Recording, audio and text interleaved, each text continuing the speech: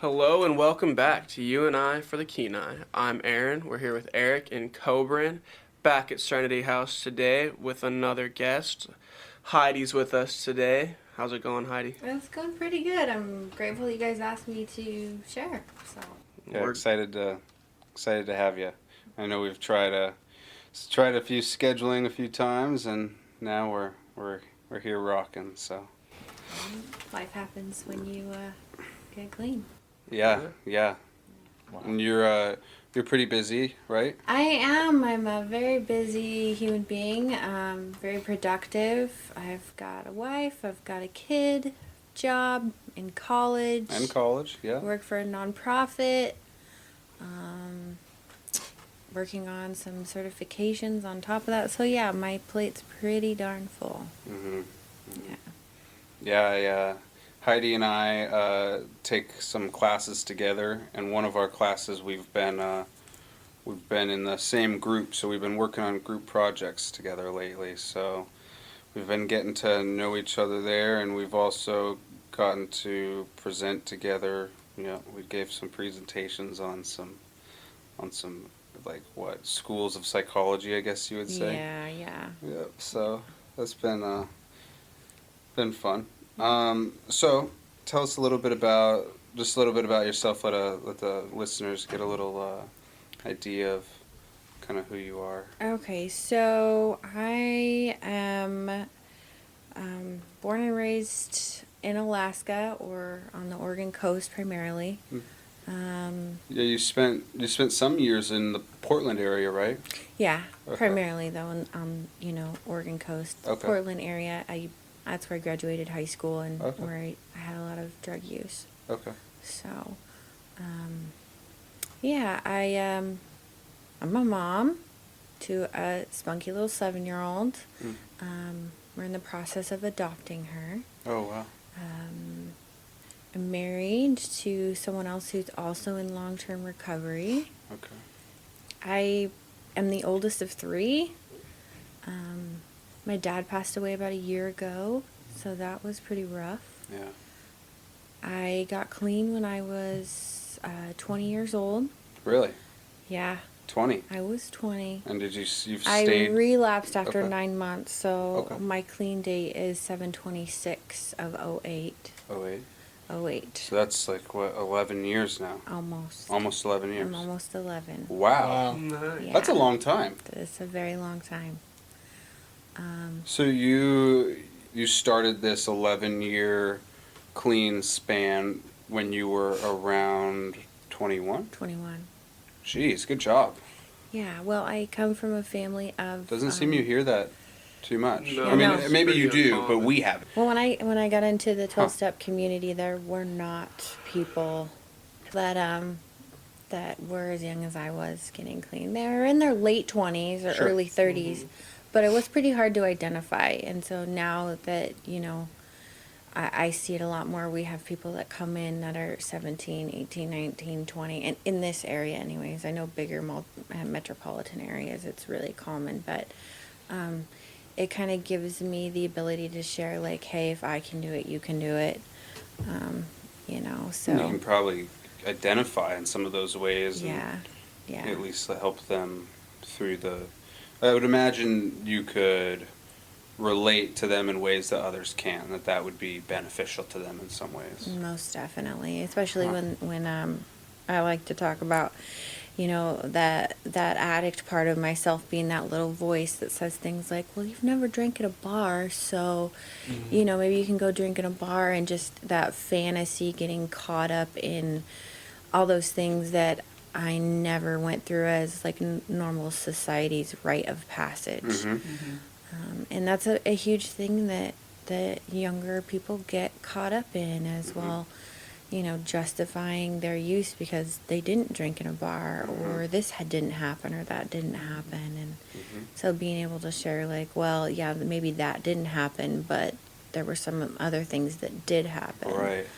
It's interesting you bring up the rite of passage idea, because for the most part, I would say in most of our recordings, a lot of them we have Maybe looking back, maybe a little too much focus on some real individual factors, Mm-hmm. And yeah, we would, acknowledge that the individuals had the disease of addiction, right?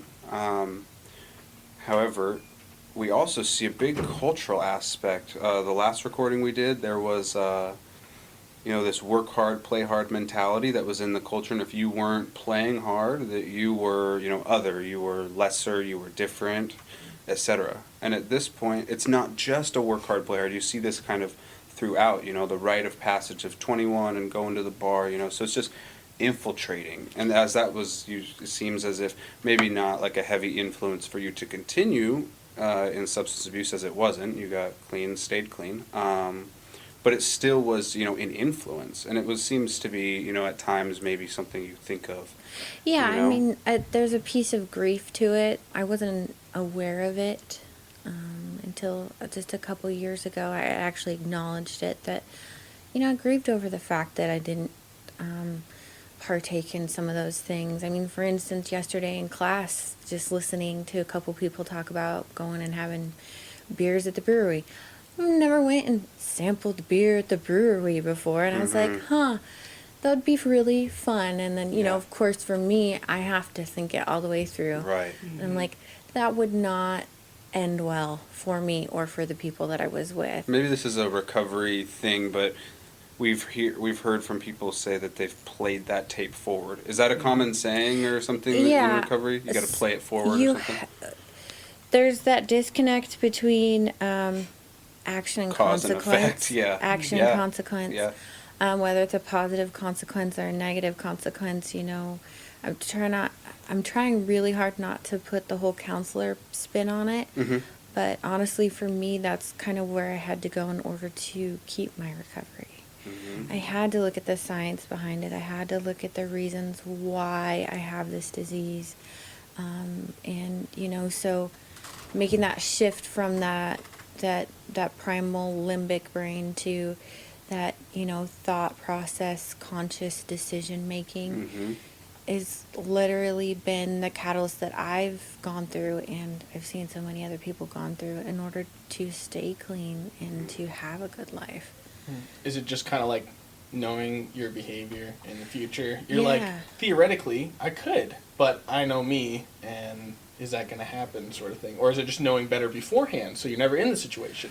I don't know how much of it is knowing better beforehand. For me, anyways, I came from a family where extreme drug use and alcohol use. My dad was a fisherman, so he was gone 9 months out of the year most of the time. So my mom was a stay-at-home mom who, for the first few years of my life, pretty much gave me a coloring book and some crayons. And that was my life. So I don't know what normal is. And so I really have to stop and think a lot before I make decisions. Sure. Mm-hmm. Yeah. Yeah. Like, you have to question your perspective. To question everything. Yeah. It's very exhausting. That is hard. Yeah, it's very exhausting. And there's that spiritual aspect where I have to rely on something bigger than myself, which takes away some of that struggle. I definitely don't struggle with this new way of living my life, but there are parts and pieces, I think like everyone's life, that are difficult. So my addiction doesn't define who I am as a person. It is an aspect of who I am, and it's part of who I am, but it's not me. It's interesting you say that. I think I've thought about that in the past a little bit, and just thought that whether good or bad, I didn't evaluate its final status or whatever, but it does seem that addiction, for those who are going to identify as, suffering from addiction, does, at times at least, or for periods of their lives, really define who they are. Yeah. And I think, I'm not trying to state necessarily what the cause is, whatever, but I don't think like hi, I'm Steve and I'm an addict. I don't think that's that far away from saying, hi, I'm the addict Steve. It starts to all get maybe a little bit mixed up. So why is it important that it doesn't identify you? Is it just that you're bigger than that you yourself are like more multidimensional than like a single Most definitely. Yeah. I know in early recovery for me, I had to take that just hone in on that. I Mhm. just had to hone in on the fact that I was an addict. I had to, Mhm. it had to be drilled into my brain. I had to drill it in my brain. And so my life was literally going to meetings, being around people that were sound of mind, so sober, so not using alcohol, not using marijuana, not using any sort of mood or mind altering substance except for caffeine on. Sure. and nicotine, because those are unfortunately a huge part of the subculture today of people who are trying to live a clean and sober life. And Sure. I'm not going to go down that rabbit hole. I definitely partake in those, so I have no say as far as some of those things are concerned. Mhm. But you know, it's for a while there, my identity was that I was an addict, and that was the only piece that I really could identify with. I didn't even know what I liked. I didn't know who I was, and so that was the starting point to figure out who I am and those different parts and pieces that make me who I am. But I had to come to a point eventually where I realized that that's just a piece of who I am. It's not who I am. Mhm. So. I read some. It's really interesting that you do say that because I did read some research in a class one time, a community psychology class, and really it was to show that when you're going into different communities and different cultures, that your framework just isn't, your perspective just isn't going to work necessarily. And one of the things that I was reading was they were studying in an Alaska Native community. I'm not sure exactly which one, and obviously that would matter if you were going to really investigate the ins and outs of it. But for the sake of the story, they're researching some, I think, like community values, community practices, both in the community as well as how that individuals are influencing their community, etc. And one of the questions they asked an Alaska Native person was essentially, so what is your recovery like today? And they say, and that was, it just didn't even register because it just was not a part of them, because they had essentially, I would say this person kind of had and this culture kind of had a perspective like you're kind of having now. And it was kind of like, I did that, I used to do these things. I used to drink a lot and it was problematic, and then I recovered. And now I'm not, hi, I'm an addict. I'm this person. I'm Alaska Native. I have, this is my family members. These are my communities. This is how I live my life. They just don't, it's not a perpetual label of like, hi, I'm this person and I'm an addict and I'm consistently I'm doing all these recovery things because because I am an addict. It was like, it just became it wasn't a sole identifier. Right. It's interesting. Well, and you know, the fact that I do have a position as a substance abuse counselor, I spend all day drilling that into people's head that, this doesn't define you, but this is where you're at right now. Mhm. You have to look at this if you want. If you want to A have more life. dimensions than this. Yeah. Because frankly, for the last number of years, perhaps, this has been, for the most part, your life. Engaging in active addiction has consumed your life. Yeah. And as it one day does not, you will have more aspects of you. But at this point, if you want those aspects to develop, really, you have to focus on this one that has been consuming your life. Yeah, that's interesting. It's like being aware of reality and what the truth is. And I mean, I've heard a few people say that their addiction is a form of escape from reality. So staring at that sounds like the first step to kind of realizing what's going on. Yeah, it's definitely, I most certainly had to be drilled in my head that I'm not more powerful than this disease, and that it's super sneaky, and if I'm not careful, it will bite me. And What do they say in the recovery community, that it's cunning or something? cunning, baffling, and powerful. Cunning, baffling, and powerful. And it will swallow you whole if you let it. Yeah. So how do you stop from feeling weak because you struggle? I have something that's way bigger than me that takes care of me. you know, and I am not more powerful than this disease. And so I guess it's in that surrender, in that weakness, that I find that grace and that faith and that strength to move forward. And, you know, I don't say these things, I don't mean these things to sound in a Christian context. However, the 12 steps were designed around a Christian concept. So a lot of the slogans do come from a lot of those concepts. You know, individually, I did struggle with that in early recovery. That was a huge struggle, mainly because, you know, kind of backing up to my childhood a little bit. My mother is also an adult child of an alcoholic. I'm an adult. I mean, it's just this huge generational thing in my family. And You're breaking it. my mom and my dad wanted me and my brother to both have a really good education, so they put us in Catholic school as children, and we were not Catholic. And so there's a lot of discrimination, a lot of things that were done that were quite horrible to a 6-year-old. So not only did I have an unsafe environment at home, I had an unsafe environment at school. During some And- very formative, and as we're definitely learning more and more, sensitive years. Yeah, Yeah. extremely. I didn't have anywhere safe. Yeah. And, you know, I would hear the nuns say, you know, that they were sisters of God. And I decided that if they were sisters of God, then I wanted nothing to do with that God. So at about 6, I pretty much turned my back on the whole idea of God. And so it was really, that was something I really struggled with in early recovery, was I was finding forgiveness for the people, not necessarily the higher power, but for the people. And so when I say God today, I refer to that as good orderly direction.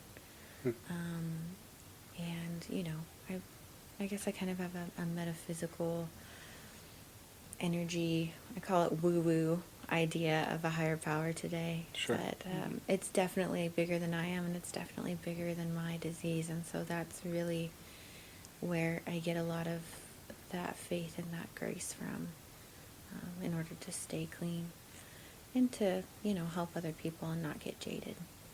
So it's And that easy. seems the feeling small. I guess like that humbling. You know what I mean? Whether, because in a lot of our recovery stories, you know, it's you know, in recovery it seems important to continue staying humble, but there's always that experience, that original experience that humbles you, because it is like, you know, that stepping back and I'm not more than this, and you hear in this like, well, I thought I could control it, or like I didn't think, like I wasn't gonna let it swallow me or consume my life, you know, and then without you really even being cognizant of it, it does, and it's Right. and now like having that in the back of your mind that you have to remain humble and that you aren't more powerful than your disease, you know, is really big. I think that's hard. It is really hard. It's a really hard concept. It was for me to wrap my head around. I had some really good examples as a child. When I was about 6 or 7, right around that time period, my mom was introduced to a 12-step program. And she stayed. As a result of that, as a small child, I got dragged to meetings with her, you know, my mom didn't have access to childcare, things like that. So my brother and I were actually 18 months apart in age, and so we would get dragged with her to meetings. And I always say this, and if you've been to a meeting, great, and if you haven't been to a meeting, then this is still kind of a visual. I was the kid in the back of the meeting with a coloring book and a crayon, and it was very apparent to me that my mom needed those meetings like it was medicine. Like if she didn't have them, my life was going to be horrible. And so Wow. from a young age, I started listening. I listened a lot. And there is a really vivid memory I have. I don't know if it was Christmas or Thanksgiving. It was one of those holidays. And we had just gotten in the car from my mom being at a meeting. And I looked at my mom and I was like, Mom, I don't ever want to be an alcoholic. She was like, why? And I was like, because I don't want to have to go to those meetings. She was like, why? I'm like, because you go to a lot of those meetings, you know. And so that was kind of where that resistance idea was planted. And I don't know where it came from. You know, and that was one of the big baffling pieces for me. I mean, it's a lot, right? Yeah. Sounds like staying engaged is sometimes a demanding task. Right? I mean, even at 6, I realized that Yeah, was demanding. yeah, that's Yeah. interesting. Actually, at 6 years old. This sucks. Yeah, this is a Yeah. lot. So, you know, I grew up. It's a lot to contemplate at 6, Yeah. honestly. You know what I mean? Like, even just like the sheer fact that you go there and at 6 years old, like you said, a coloring book and a crayon, this is a place where you're probably bored. Super bored. Oh yeah. You know what I mean? Just bored. But you gotta be there because of this, and this. Like, that's just a lot going on. Yeah, but at the same time, you know, like before, I was that kid that had a coloring book and crayon, even at the kitchen table in our house. I mean, I was always listening. I was a very observant child to the point where people thought that I might have a learning disability because I was so incredibly shy that I wouldn't even talk. I mean, deathly afraid of people. Deathly afraid of people. For a number of years, I was even afraid of my own father, and that was partly due because he was never home. So, yeah, men scared the crap out of me. I was surrounded by women a lot. My grandmother, my mom, my aunt. Of course, they were all drinking. So, yeah, that's where I got a lot of my models from, was from those women in my family. And, yeah, it was definitely something different when my mom started to get sober and go to 12-step meetings. Fast forwarding a little bit, my mom had, you know, gained some time in recovery, and, you know, the other aspect of that was I got to see what her life was like in recovery and how that changed our household. And some of the things that changed were that she would have women come over and she would work 12 steps with them, and it was really cool to see that bond. And so I always kind of idolized that bond of seeing people have that kind of connection, seeing people come from the depths of hell and the light coming on, and seeing something different. And I watched a lot of that growing up too. Mm-hmm. So it wasn't all bad. I got to see the positive, Right, because of recovery. Yeah. Before it had even, you know, it was manifesting in my life before I had even started to have a problem with it, at least that I noticed. So, kind of what had happened, my parents got a divorce when I was about 9. My little brother, he struggles with addiction also, and He's 18 months younger or 18 months older? 18 months younger, and he's still in his addiction off Sure. and on. But he'd started to get into some trouble, so him and I, you know, we were buds. I always tell him, like, you're my very first best friend. Sure. You know, and Yeah.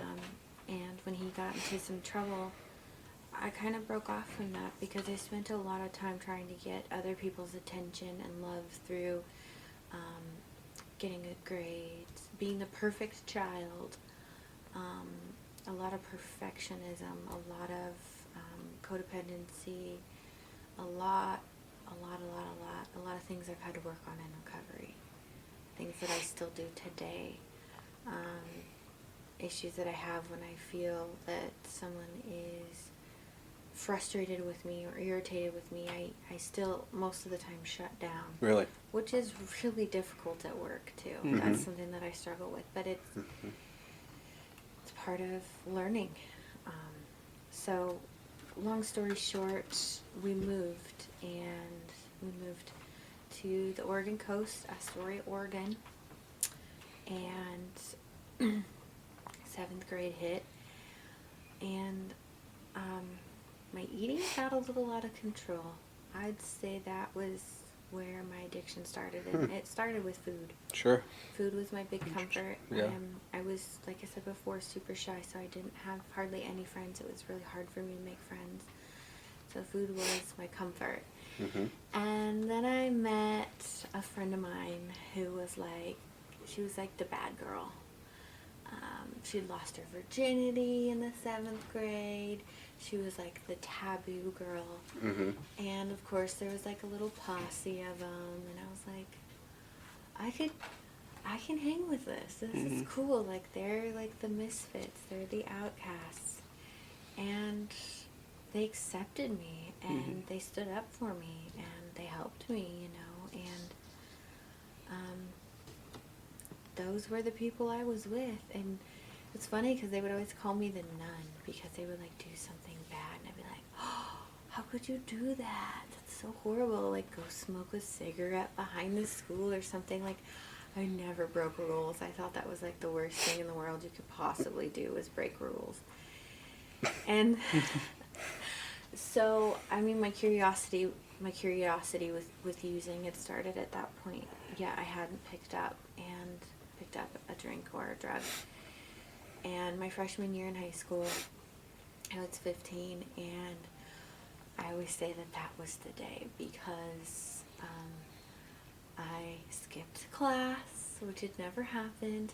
I blame this, of course, all on a guy that was a junior, and I just thought he was so cute. And he was one of my best friend's older brother, so there was that too. Dang. Right? I know. Go big or go home. And, you know, I was like the fat, pudgy, shy girl who hung out with, like, the really hot, slutty girls. I mean, I don't know how else to put it except for like that. And Trying to picture that.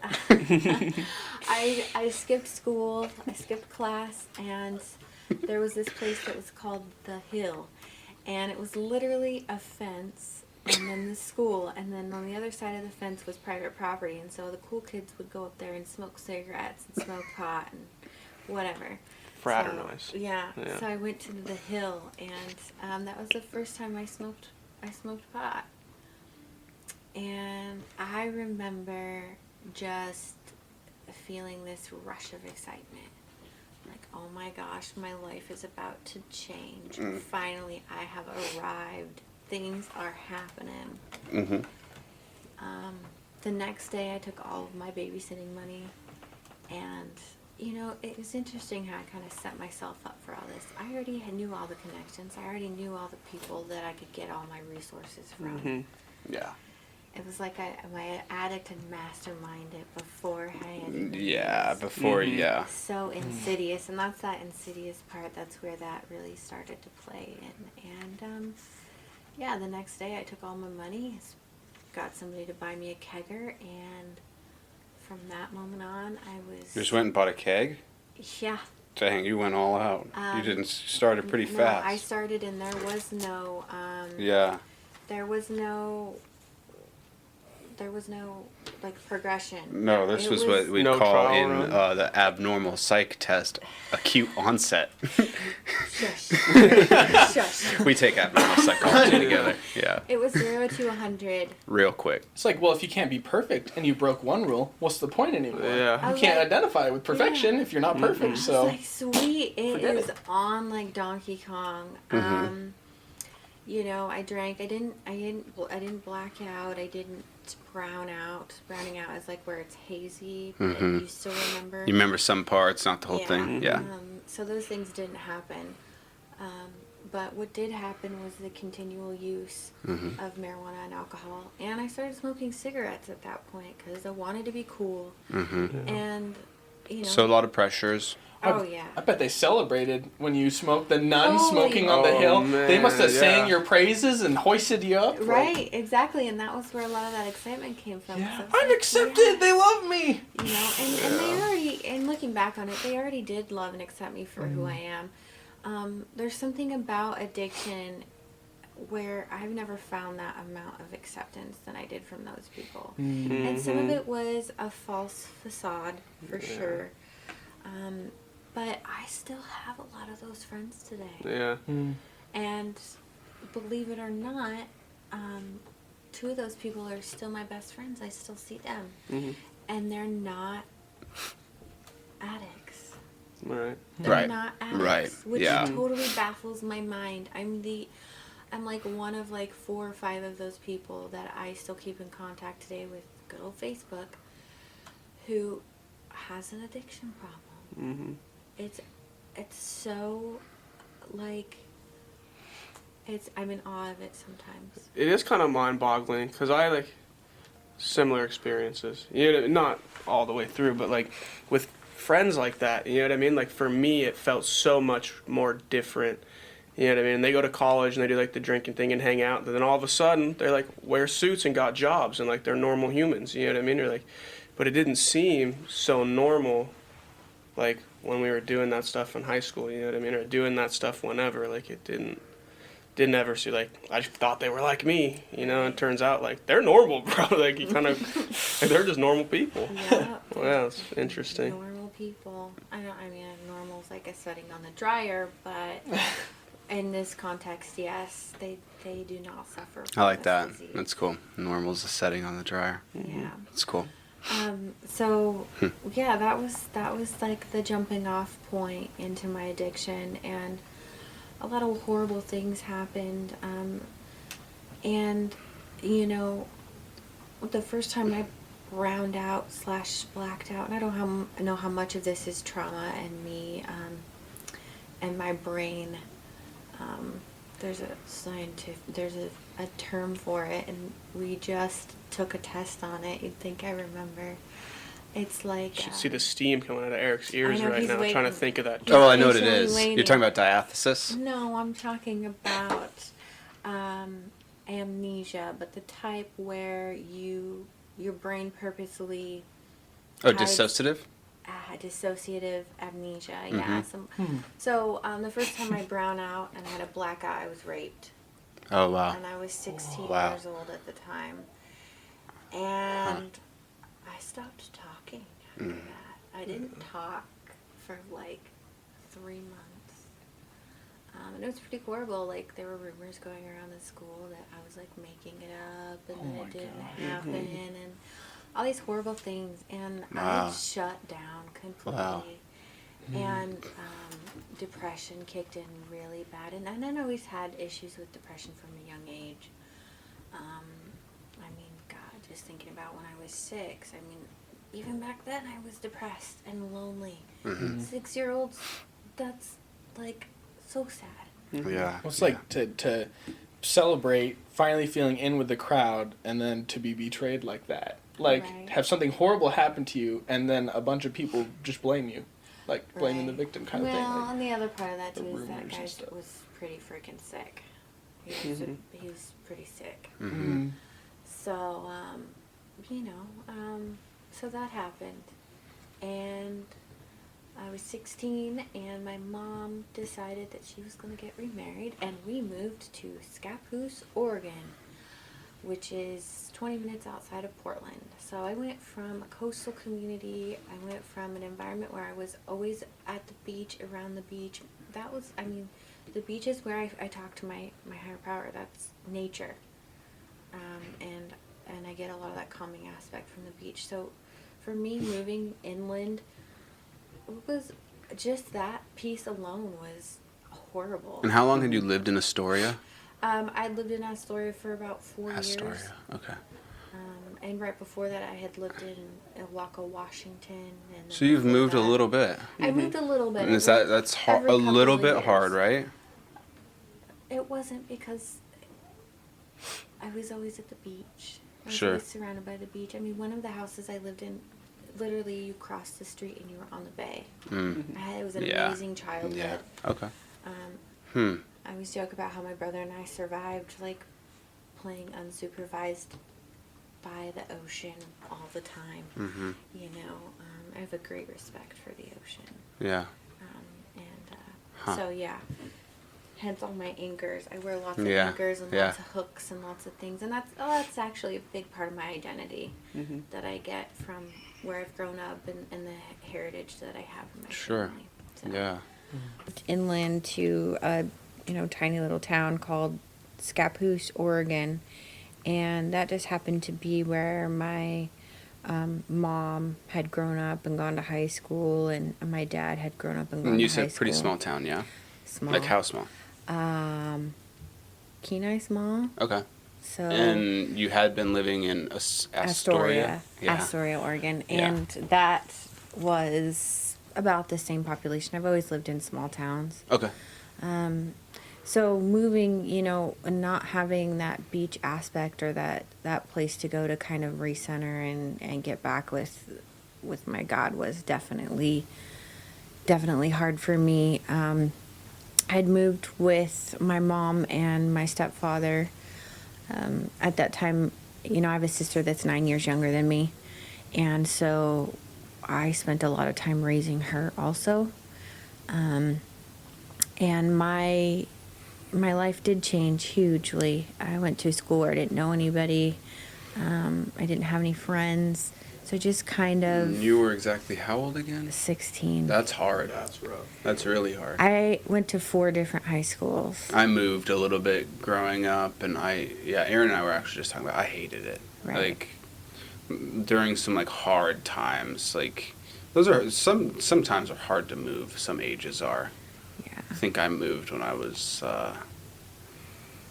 like, once when I was going into 7th grade, so, like, what, 12 or 13, I don't know, 10, 12? I don't know what grade that is, what age that is exactly, but, like, at 12 or something, and then moved again when I was, like, a freshman in high school, so about, like, 13, like, 15. no, dude, my bad. But, yeah, like, 12, and then again at 15, like, those were both, like, those are tough ages. I don't know. Yeah, Obviously, those are I'm a really little hard biased, ages but to move around, especially when you're just really trying to find yourself. Your peer as group. not even your peer group, but just yourself, like who you are. getting You're just- acclimated to your situation. Yes, very much so. I mean, just kind of getting through adolescence in Yeah, general, yeah. and then having all like this change is a very difficult Yeah. situation. I would think at least. It was really, really difficult. I just threw myself into academics. I took a bunch of AP courses. And that was the other thing. I really dumbed myself down a lot in high school because I was afraid that if I hung out with the people that I was hanging out with and I was super smart and I threw myself into that stuff, that I would be rejected, and I just couldn't really identify with a lot of people that I hung out with on that level. So I just kind of hid that part of who I was for a really long time. That with also the fact that when I was younger, all the nuns and stuff telling me that I must be like retarded because I wouldn't talk, I kind of believed some of that. I made myself kind of believe that I really wasn't capable of comprehending things or doing certain things. So that was one of the big hurdles that I had to walk through when I got into recovery, was going back to school and doing better. And that's actually been a huge thing that I've had to overcome time and time again throughout my life so far. And I'm sure, I don't know about anyone else, but I know that there's a lot of people out there who struggle with that. Am I smart enough? Am I pretty enough? Am I friendly enough? And so for a while there, I wasn't doing any drugs or drinking because I didn't really have access to them. I pretty much just stayed in my room, and that was when the internet had kind of picked up a little bit, and there was like the whole chatting, like the online chatting Oh, had gotten AOL. really big. Yeah, And, like, AOL. Yeah, Mister, that was tight. So I literally became a hermit. I My went bad. to school. And I stayed in my room and I was on the computer all What the was time. your username? I Do you don't- remember? No. I remember my cousin. She had her username as Baller Babe. Yeah, Baller Babe. And I remember that. Yeah, those usernames are funny, man. You look back and like, Messenger, oh, whatever, those. yeah. Oh man, I'm having some like hardcore nostalgia with that Messenger, man. I Yeah. feel like I asked out several girls over Messenger. Oh Lord. I think I might have got accepted once. See your cousin? No. Oh my gosh, Coburn. Come on, Dude, that's a weird. That'd be a Come weird. on, That'd be a man. weird All situation. right, Anyway. enough But with the we're getting off cousin. That'd be a weird Yeah. situation. But no, seriously. So you're chatting it up. Yeah, so I was chatting it up. My dad lived in the town over, which was like 15 minutes away. It's kind of like the distance from Kenai to Soldotna. It's like the same. It's really weird how the setup is here is quite similar to that part of my life, and then also only being 20 minutes outside of Portland. So my dad had started dating a woman, and she had a son that was my age, and then a daughter that was a year younger than me, and. You know, the first time I went over there, they were smoking weed, and it was just like... The son and daughter. Yeah, I was like, yes, finally, Yeah. I can get stoned. I can avoid this reality that I'm living in. These people are my people, you know, and I literally just became attached to her at the hip. Like, we were inseparable. We did everything together. And that is kind of how I found my way back into what I had been missing, you know, because one of the big things for me is if I wasn't using some sort of substance in my body, I quite literally would be in such a bad depression that I didn't want to live. You know, I'd started self-mutilating. I'd started cutting myself off and on from the time I was 15 till, I don't know, 17. There was a chunk of time there where, you know, now learning that, you know, those same self-mutilating behaviors actually, you use the same neural pathways as when you use drugs. So it makes sense to me now looking back on it, why I did some of those things. And it wasn't to hurt myself as far as to commit suicide, but because I just didn't want to feel the emotional pain that I felt. I was still super shy, still really chubby. You know, I'd never really had, besides the incident where I'd blacked out, I'd never really had any sort of like relationships, like, you know, boyfriends, nothing like that. And so I got to hang out with her, and she did hang out with guys, and she hung out with everybody, and it was like, cool, maybe I can get in with these people. So eventually things got pretty rough between my mother and I. A lot of the teenager, you know, I hate you, you're ruining my life, blah blah blah. So I moved in with my dad, and my dad was pretty awesome. He was going to night school, and he had quit fishing at that point. He was going to night school to be a plumber, and his basic rule was just pass all your classes and go to class, and other than that, you know, don't do any hard drugs, but I don't care if you smoke pot, and I don't care if you drink on the weekends. I was like, okay, cool. So it kind of became a little like housewife for my dad, which was weird. I would cook and clean and, you know, do that stuff, and just kind of, I was stoned every day, you know. I started stealing money from my dad. I would actually sneak off with his ATM bank card. And by this time, I'd gotten my driver's license, and I would take it up to the ATM because I learned his PIN, and I would just pull $20 off here, $40 off there. And my parents were always really horrible with money anyway, so they never really paid attention to that sort of thing. And so that was kind of one way that I supplied my habit. The other way was I'd gotten a part-time job as a sandwich artist at Subway. Nice. Yes. So I would do that on certain days. I'd met another girl that lived right up the street from me. She was 2 years younger than me, and I'd actually met her through my little brother. And she is my very best friend in the entire world. In fact, we just talked last night. Oh wow. She's my rock. She's a little bit wilder than I was, for sure.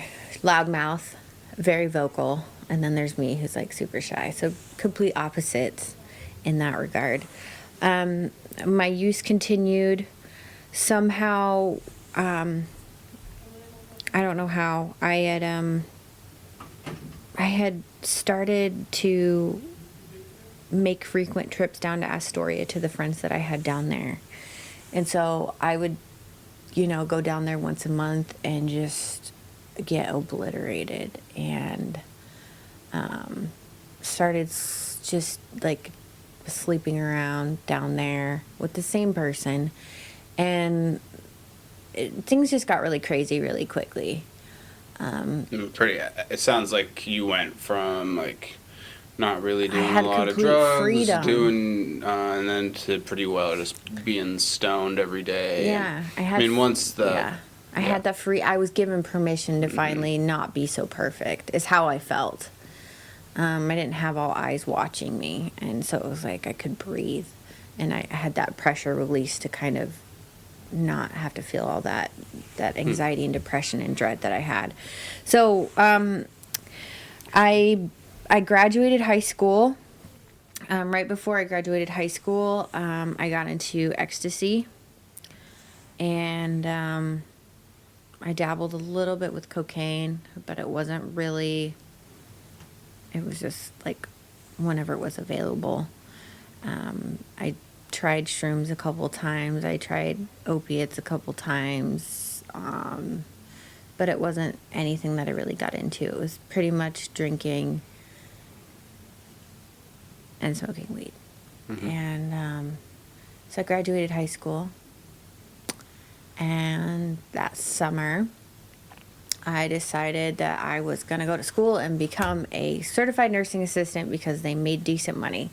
And, you know, long story short, I had a grandfather who was paralyzed most of my childhood. And so I had spent a lot of time in nursing homes and around the elderly. And I love old people. They're so cool.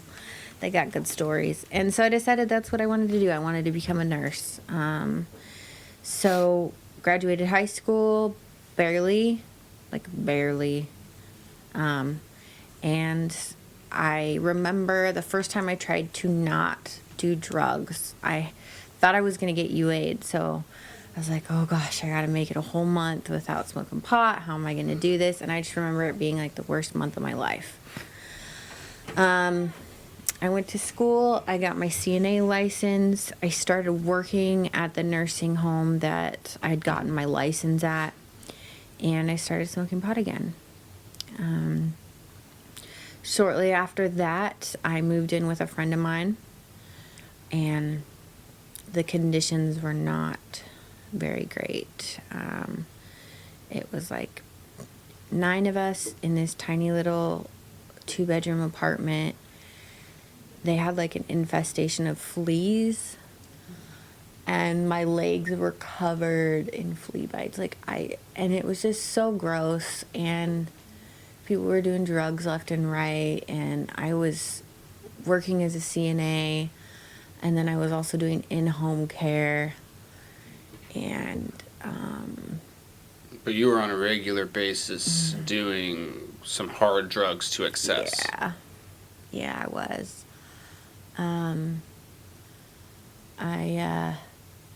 At this point, are you getting concerned? You're like, my No. life is... No, because I still had a job. Sure, yeah. And you had a place to stay, even And though I it had was a a little place to bit stay. less than ideal. And I had a place to stay, and I thought, it would be, I know everybody I work with, and I party with some of these people. I could just start selling at work. So I was taking care of people under the influence.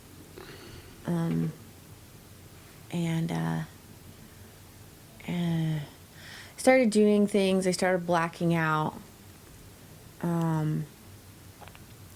At one point, I slept with my best friend's boyfriend, and I did that off and on. Classic. I did things that I wasn't proud of. Right. Yeah. Seems like some of your values that you had once clung to were starting to slip away. Yeah. And probably quickly. Yeah, really quickly. I bought a Ford Mustang off the lot, mainly because one of the guys told me that I couldn't do it. And I was like, oh yeah? Like, that's just how I am. You tell me I can't do something, watch me. Like, you don't ever tell me I can't do something. Like, it's not good when you tell me I can't do something. So, eventually I moved out of that place that I was living. I met this guy. We started dating, and I got my own apartment. we were together for like 6 months. He started pushing me around, and there was some domestic violence in there. And then I was like, all right, I'm just going to move back in with my friends. And at this point, we'd gotten our own house, and, you know, it was just pure chaos. It was just crazy chaos. And we had a party one night. This is kind of where it came to a head. We had a party one night, and I woke up the next morning. And people, I'm sure you've heard of the term coyote ugly, where you wake up and you're like, oh my God, what did I do last night? Who are you? Get out of my room. I don't even know you. And I just came to, and there's beer bottles all over the place. I mean, it was just trashed. I looked like trash. The person I was sleeping with looked like trash. It just was bad. And Sorry to that person if you ever hear this. and We're sure you're Yeah. at least a 7 out of 10 these days. Yeah. No. Facebook. Well, rip. I Rip. I ran to the bathroom. It was my moment of clarity. I ran to the bathroom and I looked in the mirror and I was like, who are you? Like, who are you? Like, you are disgusting. Like, I don't even know who you are. And I'd had a dream that night. I'm not going to get into the dream, but basically I'd seen myself from the outside, like, dead. Like, I'd overdosed and died. And I woke up out of that in a panic. And so that was kind of like that moment of clarity of, like, hey, like, literally, I do believe that was my higher power, like, shaking me. Like, how do you not see what's going on around you? And I called my aunt who lived in Sterling. And at the time, my aunt had, like, 11 or 12 years sober. And she actually got sober on my couch when I was about 10 growing up. So it was kind of, it's really cool to see how this has all full circled, because she got my mom sober. Yeah. Then she went back out, and then my mom got her sober. And so here I am at 20 years old calling her, and my exact words to her was, my life is spinning out of control. I need help. And she said, how much money do you have? And I said, I have enough for a plane ticket. So I bought a plane ticket, and the plane ticket was a month out. And that month, I continued to drink. I was up to almost a half gallon of whiskey a day. Dang. You're drinking a lot. Yeah, I had, you know, during this time period when all this was going on, I had been in another relationship with somebody off and on that was extremely toxic. And I always equated him with safety. He was my safe place, and I spent a lot of time with him. He was very possessive, very controlling, pretty much isolated me from any friends that I had currently had. It was just really toxic, and I hated myself.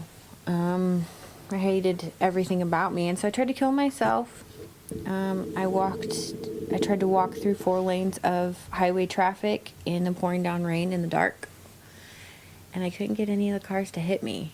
It was like they were all just barely missing me, and I don't understand how that, I couldn't explain it. Anyways, I didn't die. I had gotten in a few screaming matches with my father at that point, because I was just staying wherever I could. I didn't really have a stable home You at that didn't go point. back and stay with your friends? No, Okay. I left. I had my clothes were in the trunk of my car. I lived in my car, essentially. There was a couple times where Wow, so just in the last, it sounds like A month. in like the It last, was- from 2, sounds like in like what, a few months, a year a year, you go from being having a house with your friends, not ideal, but having a house with your friends and having a job and obtaining a certificate, to living in your car, to drinking excessively, and attempting to kill yourself. yeah. I mean, your addiction escalated really, really fast. Yeah, and that was really my bottom. I had been to the ER several times because my kidneys were failing, because all I was drinking was alcohol. I wasn't drinking anything else, so my body was starting to shut down at that point too. So emotionally, physically, mentally, I was done. I made it to Alaska, barely. My clean date at that time was 11/11 of '07, which is interesting because my wife's birthday is 11/11. 12 years ago, almost. Yeah. I moved in with my aunt, and that's really where my sobriety began. I didn't tell her how bad the problem was that I had, or what was really going on. I just pretty much told her that I wanted to go to a meeting with her every day, because I'd been exposed to AA. I kind of From knew. a young age. Yeah, I knew. Yeah. I knew what the motions looked like. I just didn't know what it meant. Sure. I just knew that I didn't want to ever feel the way that I had felt that last month of my life. Mm-hmm.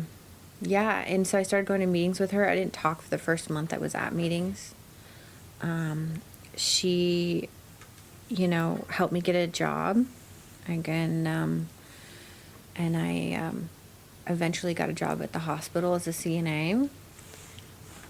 And at this point, what are you thinking? Your first month of thinking- sobriety, because you've discussed earlier this idea that you've had to grieve Yeah, a lot of lost things. I'm thinking. Are you thinking like, oh, dang, dude, like I'm thinking I'm I can about go to back lose a to lot it. of okay. I'm Okay. thinking I can go back to it, and that Manage it. It was just the people that I was Sure. around and the type of environment. But now that I can I can be stable again and have a good job, and because I was never a problem of saving up the money. Functionally, on the outside, I always looked like I was functioning just fine. Always. I was very, Yeah. very secretive. Okay, You're yeah. functioning okay. I was functioning okay. Comparatively to the rest of my family, Right. You were doing great. I was doing Yeah. great compared to the Yeah. rest of my family. Yeah. So, But if you were to be Yeah. honest, and I'm not, Yeah. if you were to look back now, and you saw you ran into yourself, you today ran into yourself then, you might have thought like, this person's having a little bit of a hard time functioning these yeah, days. yeah, Perhaps. yeah, Okay. definitely. Okay. So I didn't talk the first month I was at meetings. Mhm. I didn't really And feel are you, anything. Are you thinking like I gotta get this under control? Yep. I just gotta Enough so control I gotta this. learn how to master this, but not master my addiction so that I can be sober and live a fulfilling life, but so that I need to master this issue so that I can manage it well and live a fulfilling life. Yeah, because fun life, exciting. My what entire you're thinking. life, from the time that my mom went to AA meetings, I said, I'm never going to be an alcoholic. Hmm. I had always said, I'm never going to be an alcoholic.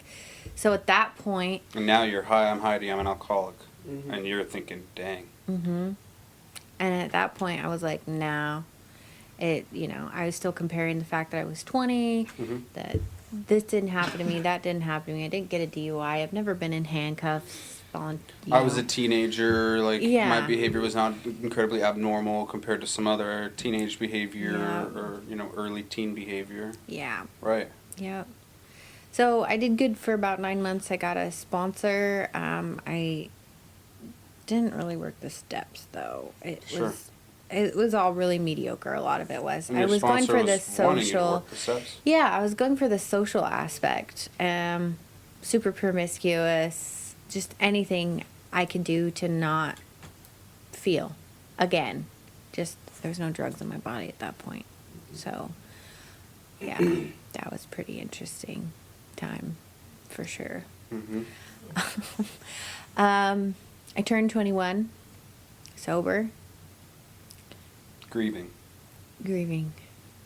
Yeah, I bought a bunch of sparkling apple cider because they come in glass, Yeah, like on Bottles. on a Thanksgiving. and maybe. I would just pop the lid off and chug the apple cider, and I just Grieved. I got a tattoo on my 21st birthday, like jailhouse style almost. I mean, like at home kit, like Nice. on my Not inner ankle. recommended. That hurt so bad. Oh Yeah. man. But yeah, I did some really just wonky stuff because I was grieving. Mhm. Exactly. Because I was like, oh, that rite of passage wasn't there. I made it about 9 months. Moved out of my aunt's right before I moved out of my aunt's, I was staying with a friend of mine, and she had this great idea that she knew somewhere to get pot. And at this point, I had decided I was going to move back to Oregon. I'd bought a plane ticket. And your aunt says this is bad. Yeah, she was like, "No, why would you move back?" Oh, my excuse. No, it was just I had fun. It was a great 9 months. You know, things aren't working out, which is this total lie. Mm-hmm. I had even bought my plane ticket already, and my best friend, my rock, she'd actually moved up here with me because I was like, "Oh, I'm gonna get her sober too." Like, you know, this is gonna be awesome. Yeah, no. No, it doesn't work. Anyway, so I decide that, yeah, I'm gonna get stoned. That's a good idea. Because I'm just gonna leave anyways, so, you know, I don't need these people. I don't need to go to do any of this. Yeah, sure, let's do it. So I get ripped off the first bag. That should have been my first indicator that things were not gonna work out the way I thought they were gonna work out. I finally get what I'm looking for, and I'm not going to go into a whole bunch of details, but basically right before I do it, I look down and there's somebody in the fellowship calling my phone, and I've got everything in my hand, and I'm looking at my phone, and I'm looking at it, looking at my phone, and I'm looking at it, I'm looking at my phone, and I remember being like, fuck it. Yeah, that was it. Fuck it. Yeah, I'm done. Yeah. And so really for me, that, like, the whole thing when we talk about the relapse happens way before we pick up. Yeah. Oh, yeah. That was so apparent to me thinking You had back on it now. decided. I decided a month ago that I Yeah. was going to relapse. It was literally just a ticking time bomb for when it was going to happen. So that night, here's 0 to 60 once again. That night, I was stoned. I went and got alcohol. My friend had given me a bunch of benzos and whatever else. I just took the whole handful, put was it your in my friend mouth. using pretty often? No, she This wasn't. friend was just kind of like maybe No, an she was addict, maybe not. she's an but- addict. Okay, but Through and through. she was just kind of thinking, oh, Well, we we'll smoke kind of a like little weed, went party a little bit. We kind of went back out together. Sure. We were both Right. kind of like, Or- yeah, let's just do it. Yeah, we're getting And stoned. Yeah, we're partying. It was bad. It was all Yeah. bad. I mean, 0 to 100 once again, but I could tell that it had progressed because I had blacked out that night. I was the first right out the gate. Yeah. What do you got? I want it. I mean, I can't even tell you what I took that night. Woke up the next day, slept with another freaking guy. I'm like, you gotta be kidding me right now. Who does this? People don't do this. This is not normal stuff. And I went to a meeting that day. And I said, That's fast. I scared myself. Scared myself straight on that one. I went to a meeting, and so my clean date's been the same ever since. Wow. 7/26 You of got- 08. I don't know, but you turned that around quick. I was like, nope. That could have been like a 5-year runner. It could have been, yeah. It was a 1-dayer. It was a Wow. one-dayer. But I honestly, that was enough. You were just like, no. I saw it. cannot. Yeah. I didn't get on the plane either. Nice. Didn't get on the plane. 3 weeks later, the person that I'm married to now and I hooked up, which we're not going to go into that. Thanks. Female relationship. I don't know where I decided that was going to happen, but that happened. Right. Oh, because wait, all your relationships before then had been heteronormal? Yep. Like that? Heteronormal? Mm-hmm. It's a term. Yep. Really? Okay. Wow. So you were like, whoa. You were having a crisis. A crisis. Yeah. Mm-hmm. Wow. Yeah. That's a little bit. Okay. Sorry if you ever listen to this significant other, you were crisis. Once upon a time. Not anymore. Yeah. Anyway, We've adjusted. we've adjusted. That was a phase. It's not a phase Well, it anymore. wasn't a phase. Yeah, all right. Long phase. You're part of the situation. I did hear a lot of Yeah, that it though. I did. Oh, it's just a phase. You're just going through a phase. Well, I'm right. like, so early recovery this time around for me. I worked the steps 1 through 12. I had a couple different sponsors. I just couldn't find somebody that was okay with the fact that I was with a female. Really?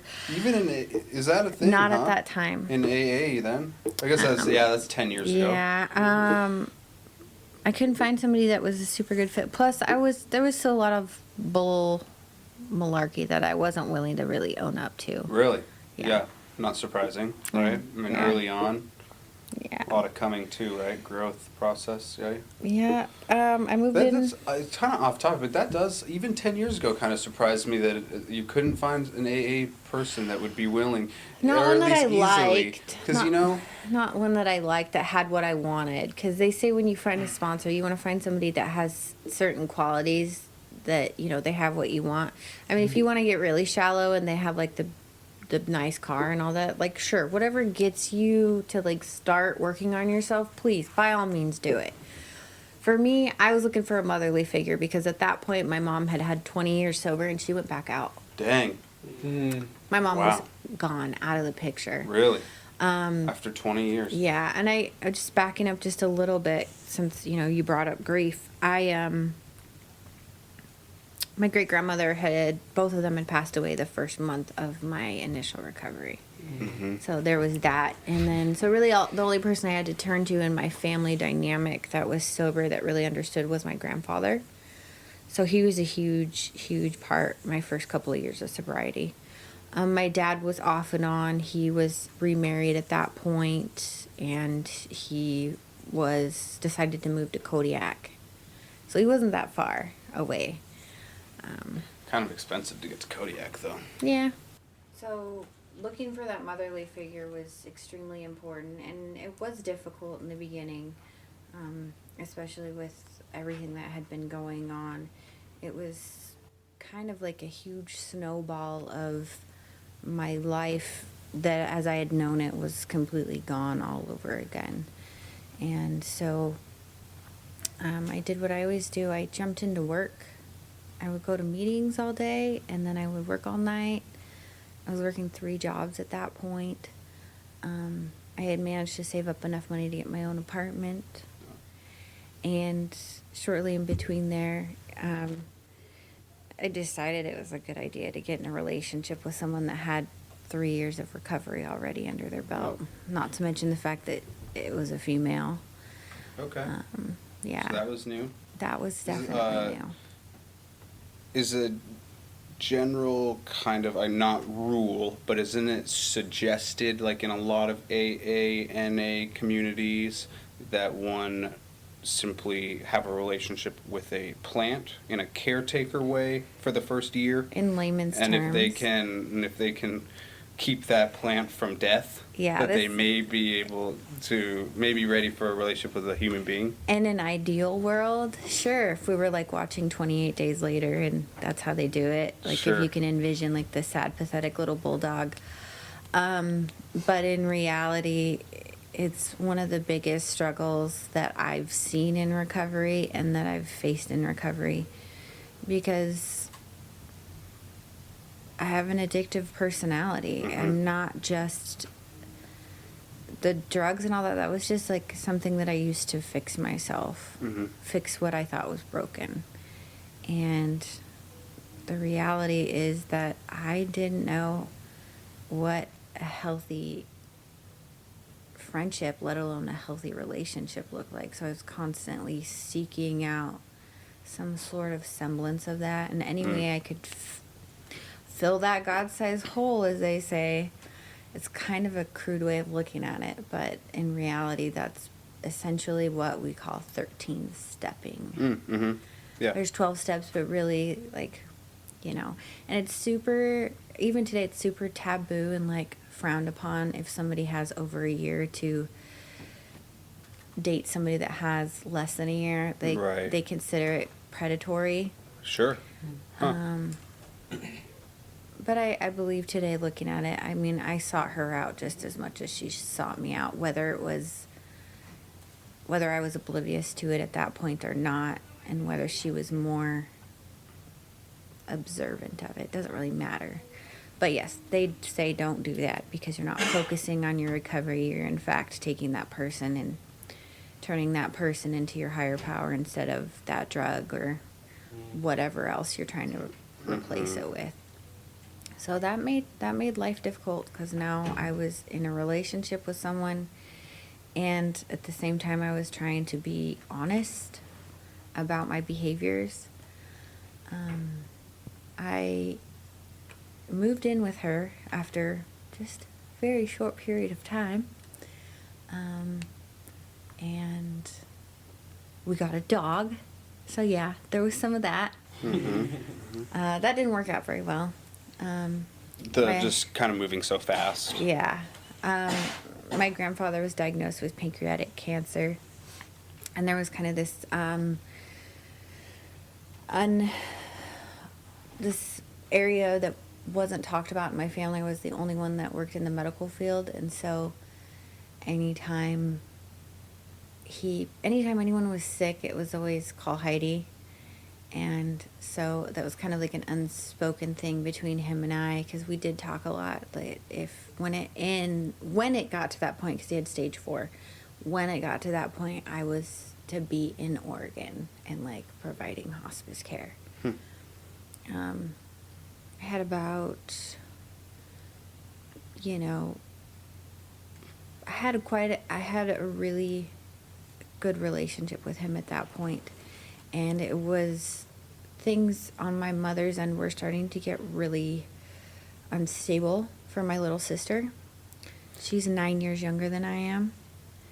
And, So she was like 11. yeah. Yeah. So. Vulnerable age.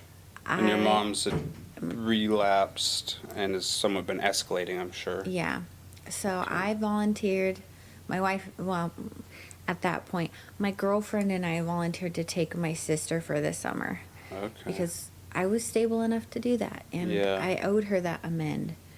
Because I did some very unsafe things in my youth, like driving under the influence with her in the car. Sure. Things that I wasn't proud of. And so, I felt that I could give her that stability that she needed at that point.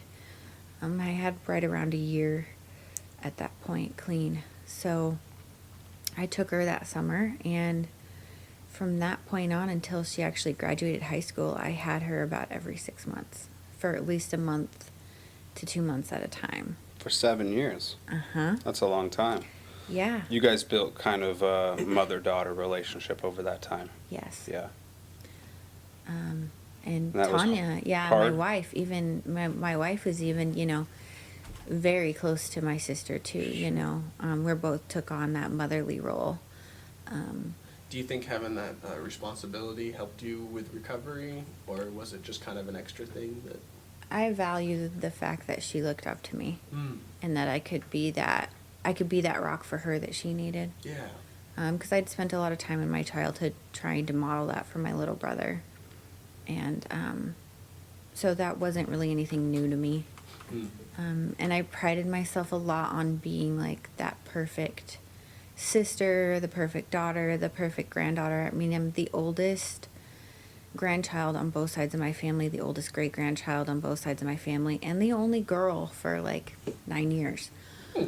There was a lot of pressure to be perfect and to do perfect things. So, Where did that come from, though? Do you think? Just like. Because I mean, I don't I'm not know, sure. but it wasn't like, it was mostly coming from yourself, I would imagine. I mean, Yeah. your mom doesn't, from what it sounds like, she wasn't super. I felt that there was an expectation to hit the bar, because neither one of my parents graduated high school, for one. I watched what my dad did, and it was hard work. And, Right. I watched my mom struggle with trying to own a business and not necessarily having the skills to do so. And that, coupled with the fact that I was never going to be an alcoholic. Sure, okay. So I really Right. tried to hit that next bar. And I modeled So a your lot of pressures may have been more to, like, avoid failure than they were Yeah. to achieve perfection. that. The whole do better than I did. Sure, Oh yeah. sure. So I had my sister off and on, and I was going to meetings, but I still wasn't really engaged. I had worked maybe the first 3 steps, the first few years of recovery, And at about the 3-year mark, it was kind of like I didn't know who I was. Mm. You know, I was 23-ish, 24, and my relationship was pretty rocky at that point with my significant other. And I had an older lady in the program that, you know, I would talk to on a regular basis, partly due because I had decided that I wanted to get more involved in meetings, so I'd started to make coffee for a particular meeting 2 nights a week. And so there was that requirement, that accountability piece of like, you have to be at this meeting because people are counting on you. And heaven forbid I let somebody down. So I actually got to use that to my advantage. And A that's big part of recovery is service, right? I mean, that's like one of the key huge. elements, right? It's huge. You have to have that piece. At least I have to. Because sometimes that What do you think that does? it teaches you I mean, how it sounds good, right? how But to- what is it? What do you think it does? What do you think it teaches actually? you integrity. Okay. It teaches you about how to function in society. These are actually the rules of society. It's not the other way around. You don't get to dictate what the rules of society are. So it's more like you have to learn to serve on other people's terms, Yeah. on society's terms. Mhm. So that's a big part of it. Well, and you know, the 12-step, the way that it's laid out is it's not meant to be a government. It's not governmental, but there's basic principles and foundations that there's that expectation there. Mhm. And it's an easy place where they're very loving and forgiving if you mess up. Sure. And you're going to mess up. They expect you to, because they know that aspect of who you are, that addictive aspect. And they have that piece of experience that you can't get in the outside world. And so that's really a great place to practice being a productive member of society. And so really that's kind of the huge piece that kept me initially those first few years of recovery, because I hadn't worked the steps completely, and I hadn't really built a relationship with a sponsor, even though I had put on that facade that 'Cause I was. I know there's probably not like a prescription necessarily, or like a one box fits all kind of for each person that is doing the steps, Mhm. but generally you're moving a little bit faster than a step a year, right? Oh yeah. I'm not there's- trying to put you down. Yeah, I'm no, trying no, to no, say no. that Yeah, it yeah. sounds like you were maybe dragging your feet in to some extent. Well, they say, some people say we grow at the rate of pain. So our level of willingness is measured by the amount of pain we're in. And so, I mean, one of the big sayings Yeah, is wow, that's when cool. the pain of staying the same outweighs the pain of change, then you'll change. And life wasn't painful enough. Sure. I was coasting. Mm-hmm. So when it became painful enough, things shifted. I had made yet again another decision that I needed to go a step further and actually take it more seriously than I had before. So another layer of my recovery had been unraveled, per se. Do you think there could have been another way beside, it's like having your back against the wall, right? So I tried that. I was like, I'm going to prove you guys wrong. You don't have to just grow with the rate of pain. Mm-hmm. And so I did a step, and as I worked that step, I realized that I was actually in a lot of pain. Mm. And I was like, right. even Yeah. though, my life, I don't feel that my life is unmanageable when I actually start to apply the principles of the step or the principles of the steps, I do realize that there's still more things that don't quite sit right with my life. And So it wasn't Yeah. just like coasting, it was also kind of ignoring what reality was, and then when you work through the step, you're like, oh wait, this actually does kind of suck. Like, well, and on some level, we all ignore reality. oh, definitely. No, I'm not saying that I don't, 'cause Yeah. I totally Right, understand that. sure. But Yeah. The difference is that I see is as I don't want to grow up. I never figured out how to grow up. And so I'm constantly, at every phase, essentially stomping my fists on the high chair going, this isn't fair. How come I have to do this and no one else does? It's like, well, they kind of have a blueprint already for life, and you are a really slow learner at this. So, you know, yeah, so 3 years into that, that's kind of where I was at that point. I was still working at the hospital as a CNA.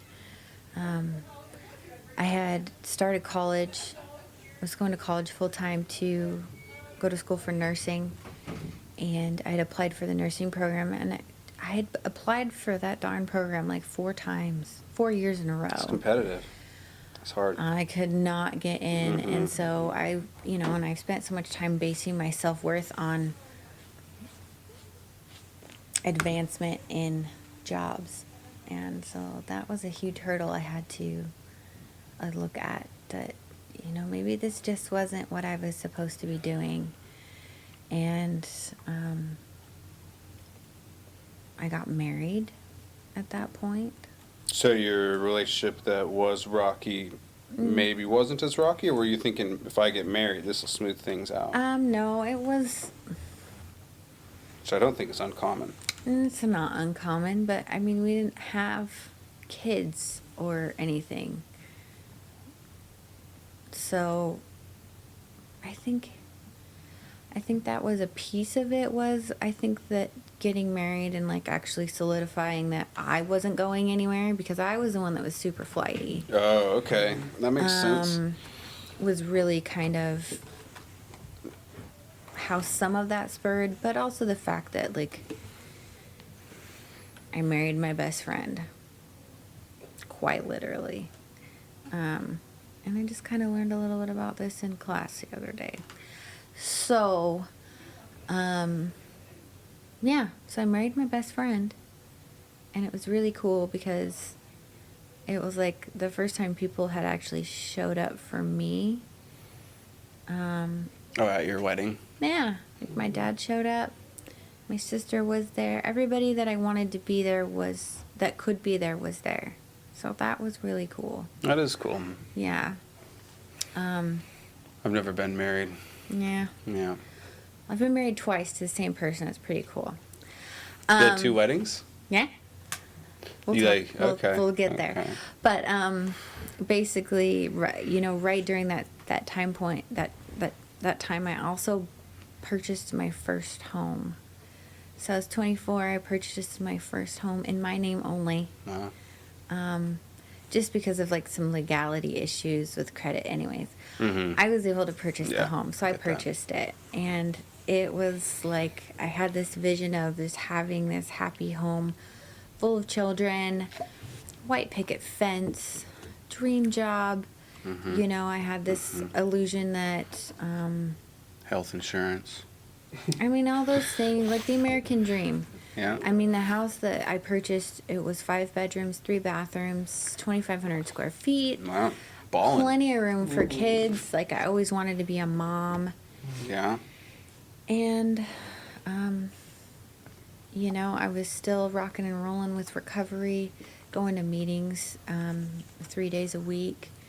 I had, at this point, progressed through working all 12 steps, and I had started to sponsor women in the program.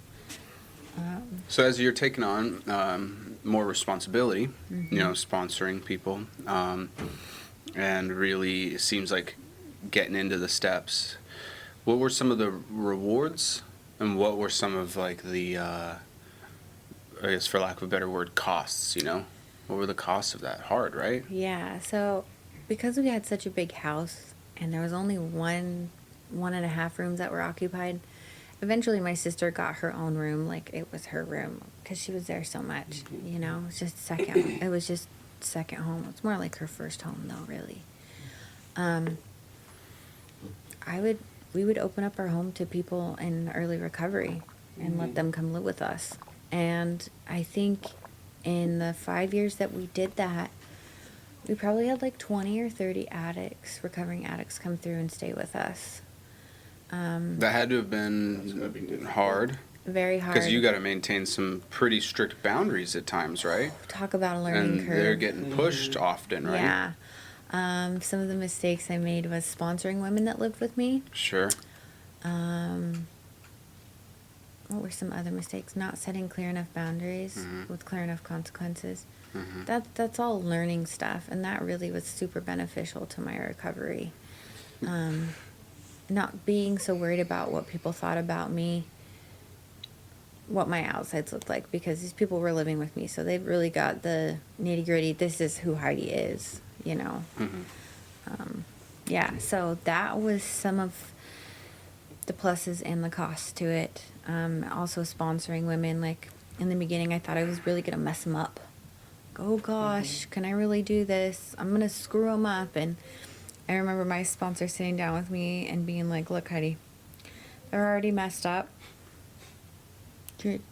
It's pretty hard to mess somebody up more than they're already messed up. And you're just working the 12 steps with them. You're not their banker. You're not their taxi. You're not there to just listen to them whine and moan about their problems. You're there to work 12 steps. That's it. If a friendship grows, that's great. If it doesn't, that happens too. Like, it's okay. There doesn't have to be a bunch of pressure on you to fix them or their problems, which was really different for me. Do you think it was easier in recovery having those people there where you're working with them 12 steps? They really depend on you. Did that really keep you honest, or were you already kind of in your recovery kind of past that where it's like... So what that did for me, it catapulted me into continuing to work with my sponsor. Because I can't give something away that I don't have. Yeah. I can't teach someone something if it hasn't been taught to me.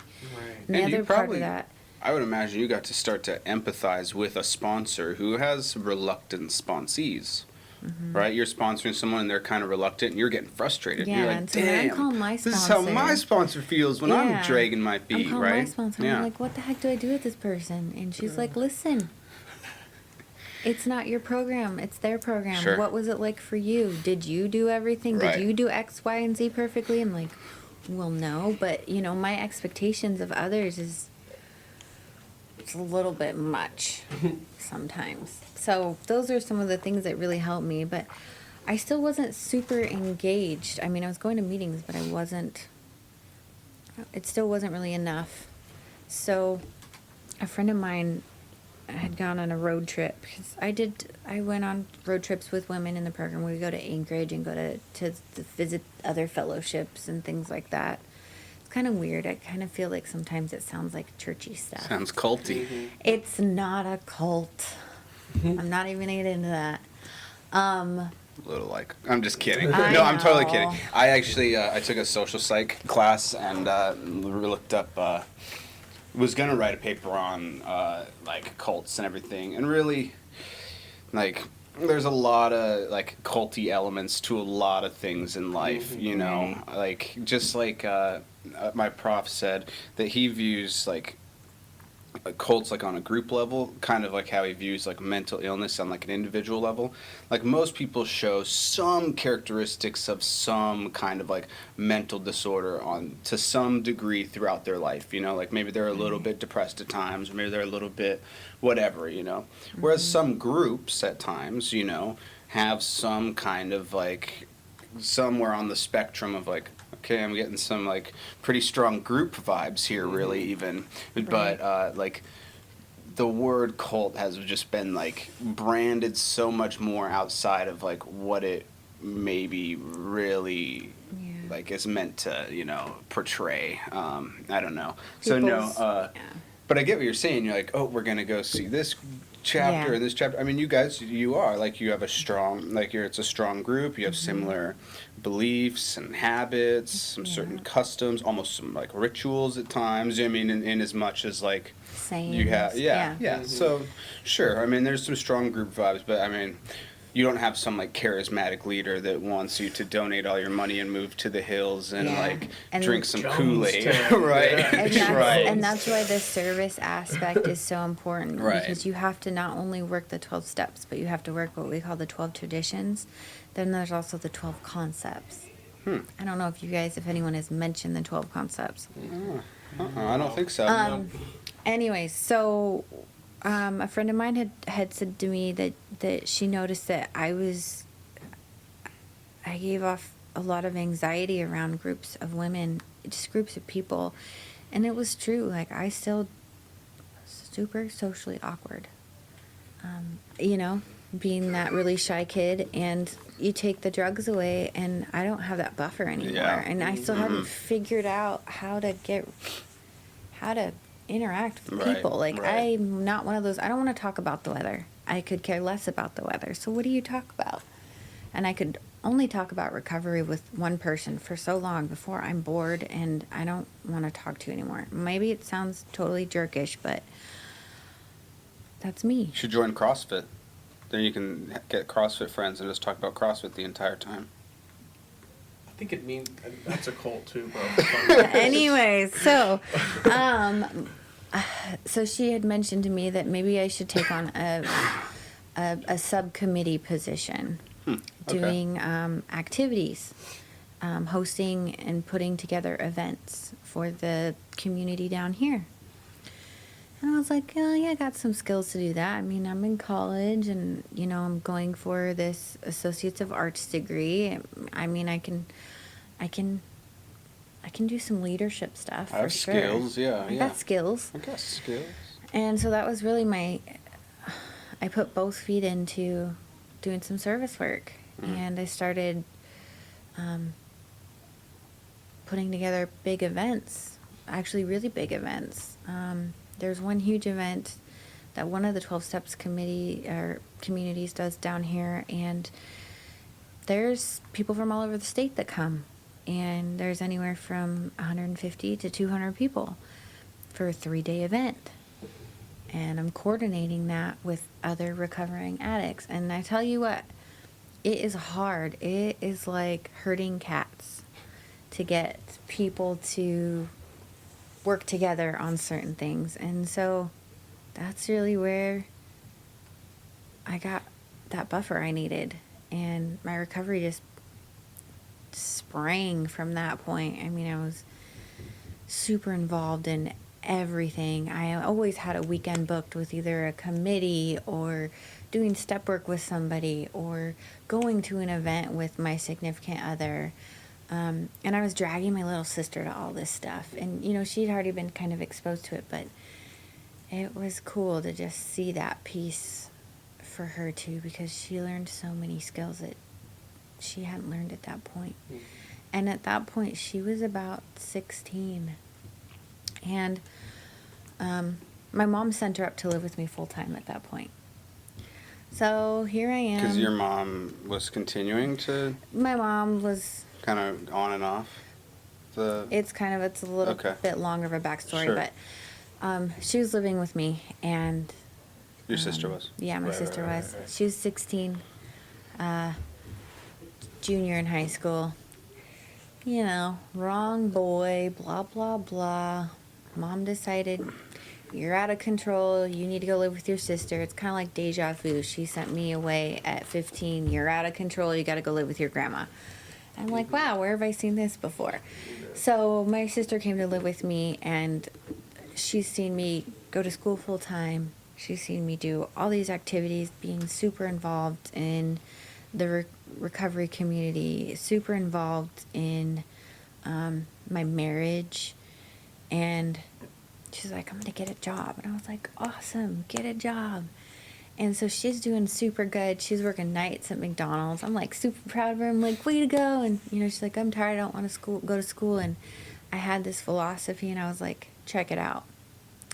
If you want to act like the big girls and play like the big girls, then you have to do all of it. You can't just not go to school and go to work. Like, this isn't going to fly. And we had this really good relationship going.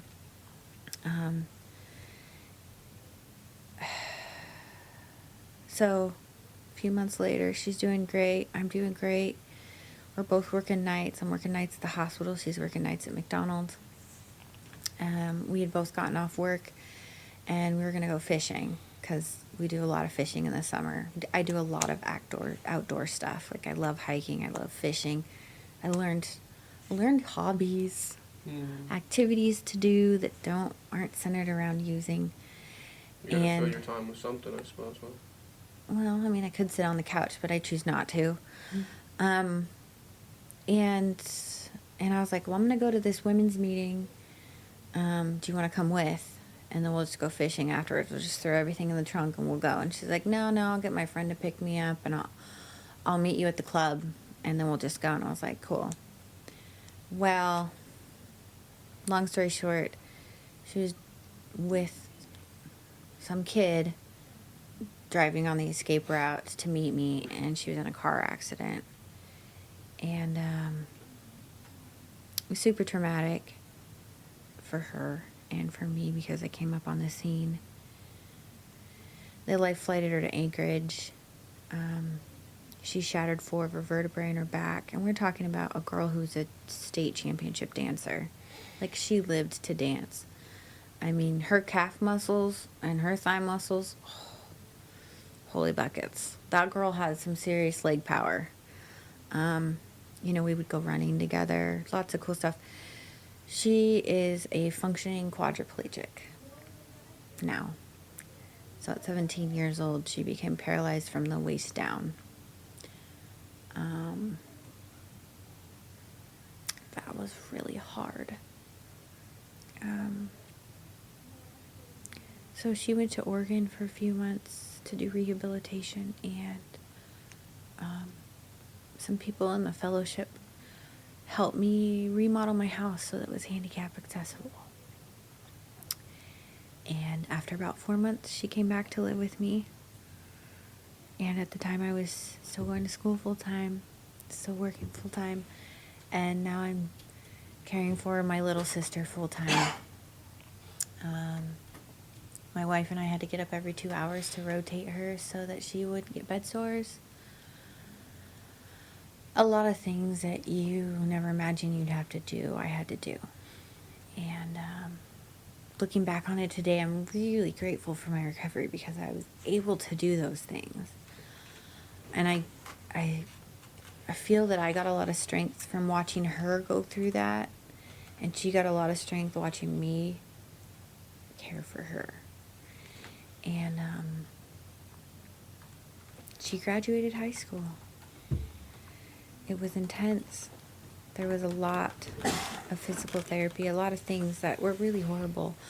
So I was going to work caring for people. I was at home caring for people. I was going to school full time.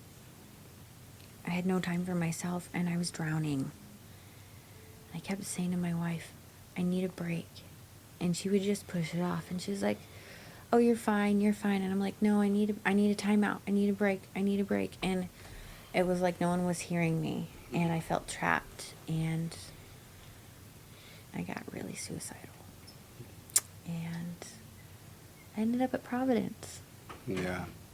I was Title 47 to Providence at 7 years clean. Yeah. It finally hit that, the 12-step program is awesome, but once again, that's just a symptom of my problem. I do have other issues that I need to deal with. And that's where I started seeking outside help. There's a couple of different resources I tried. The White Raven Center in Anchorage, if you've never heard of it, it's amazing for PTSD. It's alternative. It has helped me, though.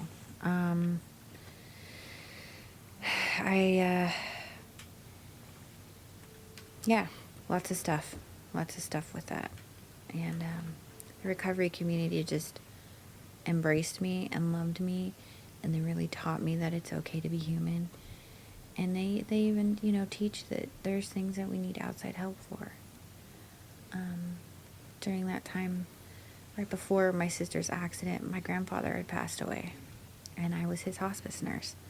So I went through grief with that also. So it was just like bam, bam, bam, bam. All this compounded grief. All the compounded grief from being a CNA. I've seen hundreds of people pass away. You don't just push that away. You don't just brush that off. All these things have changed me. And so now I grow from them instead of running from them. I was really afraid to touch on all that pain because I thought that it would kill me. Until I had no other choice. It was literally, I kill myself or I get high. And I absolutely refused to get high. I was like, I will not get high. I would rather just go down on my own accord than allow drugs or alcohol to take me down. And so I walked through that pain. And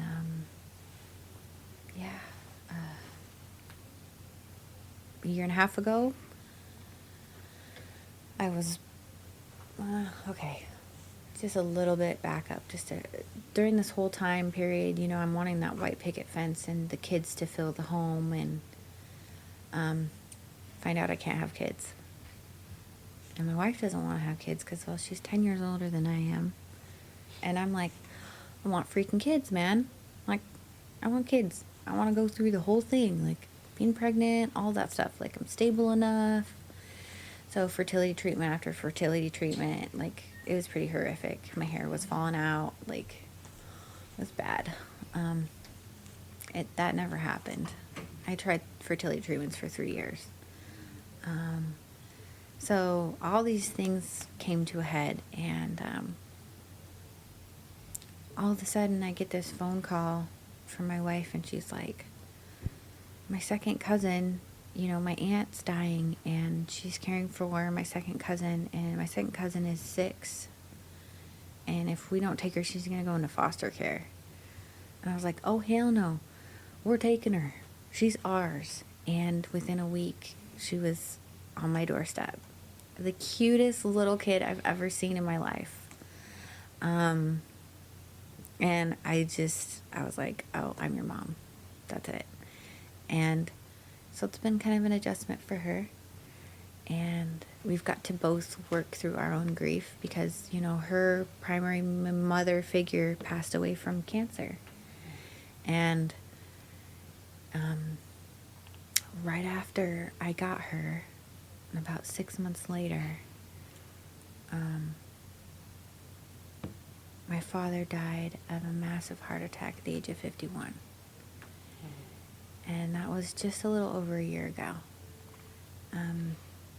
At that point, he'd been living in Nikiski, and my house was in Nikiski, so we really weren't that far apart. And that last year before he died, we spent a lot of time together, and I really got to build a relationship with him. And he was just starting to get to know my daughter, just starting to get to know her. Actually, the day that he passed, he took her on her first grandpa-granddaughter date. They went and saw A Wrinkle in Time. They went to the movies. Wow. And my dad had dropped my daughter off with me at the women's meeting. And I got a call 40 minutes later that the ambulance was at my dad's house and that he was being transported to the hospital. I went back to the room when they were conducting CPR on him. And of course, once again, I took it upon myself to be tasked with the hard questions. How long has he been down? Have you had any sinus rhythm? Like, all those questions that, you know, my family doesn't know. They're freaking clueless. No. I said, you need to stop CPR. You need to be done, because it had been 20 minutes. I'm like, no, this is not what he wants. He wanted to go on his own terms, and you need to stop. And, yeah. That happened a year ago, last Monday. Wow. Grief has been my biggest teacher, and no one gets out alive. Recovery has shown me how to be gentle with myself, how to be gentle with others, and really how to just cherish the life that I have, and not take it for granted, and take care of myself and the people around me to the best of my ability. The position I currently work now, I've had for the last 3 years, and I kind of just fell into my lap. Wasn't really expecting it, but I chose it because I wanted to help people. So, kind of where we're at today, really. Yeah. If you could go back and talk to yourself, maybe at the beginning of your recovery or at a key point, what do you think you would say? Like, what kind of advice would you give yourself of like, hey, this will really help if you know. Don't worry about what other people think. Be gentle with yourself. Those are probably the two biggest things. Yeah. Don't be so serious and play more. Yeah. My kid has definitely taught me how to play. Like, we get down in the mud puddles. Like, I will put on some rubber boots. I got extra tufts in my truck right now. And we will go play in a mud puddle. And, yeah. Is it just, I know you'd mentioned that kind of this process of growing up, like you said, you kind of been fighting it, like you don't want to grow up, like you said, you were pounding on the high chair, no, I don't want to grow up, but is it the kind of play that you're experiencing now, is it more wholesome in a way? Is it a different kind of play, like not trying to avoid responsibility sort of play? Exactly, yeah. It's the childlike play, the having fun to have fun, not having fun to numb something out or to hide from something. Yeah. Having fun and not worrying about who's going to see it. Yeah. So, yeah. And just kind of teaching my kid those things and realizing, trying to break that cycle of addiction, because she's got it in her genes too. And that's probably my biggest fear today. It's like, oh man, if I can give you any coping tools right now, like I'm just going to lay it on thick and we're going to have fun in the process. I mean, she got in trouble the other day. She made it a not so good decision. And so we had a little talk about consequences and thinking before we act. Like, those are things that I'm sure my mom maybe said to me and my dad maybe said to me. I was just trying a different approach today. And actually using the things that I've learned in recovery to do that. Tell her to play the tape forward. Yeah, but in 7-year-old terms, Yeah, fair enough. not adult terms. Mm-hmm. Yeah, 7-year-olds are like, what do you mean play the tape forward? What's a tape? Yeah, Never exactly. mind. What's the tape? No. Yeah, so, yeah, it's cool. Sometimes I feel that I've still missed out on a lot of things, but today I don't know. I'm willing to take out the fine china and use it. And that's really all I can hope for. Did you, what were your, because I think some people, when they are in the early processes of getting clean, have, strong urges to use quite consistently, even. And then, I've heard like some people say, oh, those go away or those lessen. What have your experiences been with those types of urges? I still get urges. Yeah. I have to check in with myself. Like, hey, why do I want to use right now? We use like I'm trying not to use like psychobabble terms because I'm just not, but what's not right with you right now? What's really going on? Sometimes it's because I am not getting my way, or there's some sort of thing that I'm neglecting. Really simple, we use hangry. Yeah.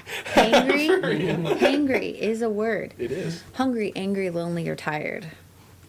Right now, sitting here, I'm hungry and I'm tired. Mm-hmm. So I know, and I'm going to be going to work after this. So I have to be gentle on myself and just be aware and use, I guess the coping tools I have today, like my toolbox, like I should just have a whole tool shed at this point. I really hope I have a whole tool shed at this point of things that I can use to distract myself until that obsession has lifted. And in the beginning, I might have only had like 1 or 2 tools that I could have used, 1 or 2 phone numbers, but really that's where everybody starts. You know, I believe that the more supports you have around you, and the more application and the ways of applying those supports have been super key to my recovery. Yeah. So it sounds like those first 5 years or so, you were really maybe taking on more than you were, kind of ready to take on. Would you? I mean, I know each person's recovery is going to be a little bit differently, but would you maybe recommend to some people to just realize that they're still human?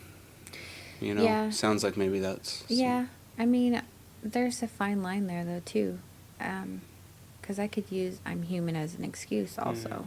Sure. It's hard because this isn't a cookie cutter process. Right. You know, I didn't come into recovery having kids or some of the other factors, just like other people out there don't have the same situation as me. So it's kind of hard to necessarily pinpoint what someone should do. I do know what was taught to me was don't quit quitting. Go to a meeting every chance you get for 90 days. 90 meetings in 90 days, because the reason they say that is because it takes 90 days to form a habit. Like, there's actually some serious thought behind that. It's not just fluff and puff for telling you this. Like, it takes 90 days to form a habit. Plus, you get in the routine of knowing where every meeting is at every point in time. It becomes another tool. You know, if something horrible has just happened, I can look at my watch and go, oh, there's a meeting down the street in 10 minutes. I better get my butt there because I'm literally shaky right now. So there's that. There's get connected, find somebody that has something that you want, and be as honest as you can. Be open to learning new things and be willing to actually take action and do them. Because I can sit here all day and say that I want recovery, but I actually have to do recovery. Wanting and doing are 2 very different things. Sure. And I mean, through my story, I've shared that the doing part has definitely grown and changed. Because in the beginning, if I was to do now what I did in the beginning, I don't believe that the do part was enough. So, yeah.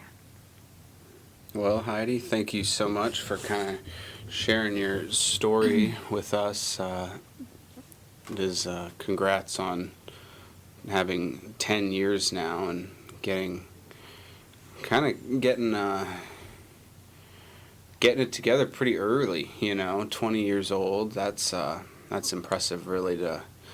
I mean, I'm sure you're not the only one, but it doesn't seem to be the norm that somebody really gets it all together at that age. I know that it can't be, well, it was not easy. I definitely don't have it all together. Right. But, Sure. and I just want to point out that life is lifey.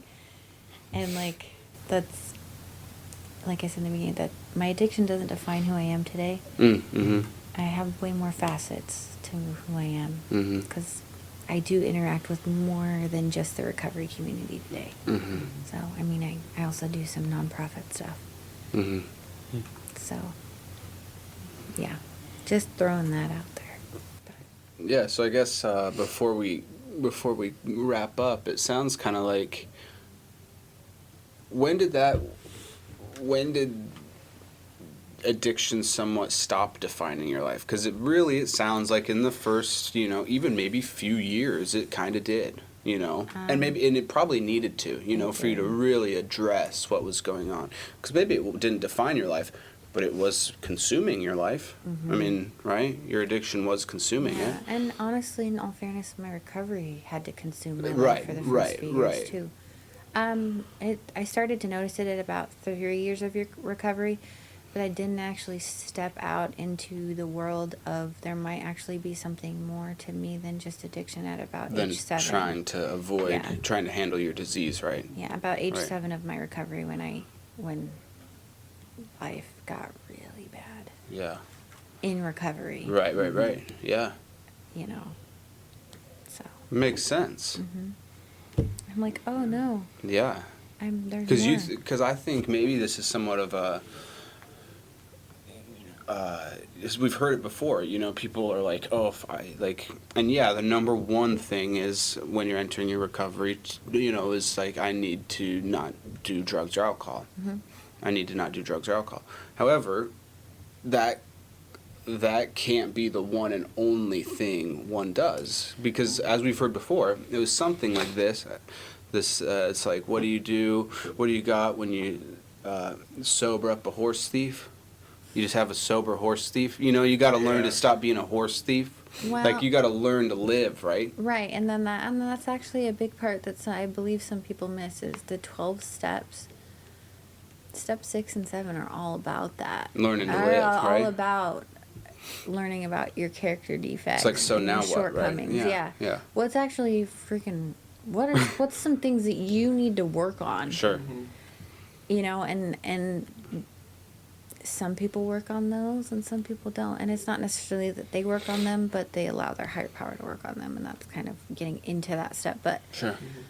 yeah, that's where, like, this program separates, like, they say the boys from the men and the girls from the women. Like, you're either going to grow or you're going to go.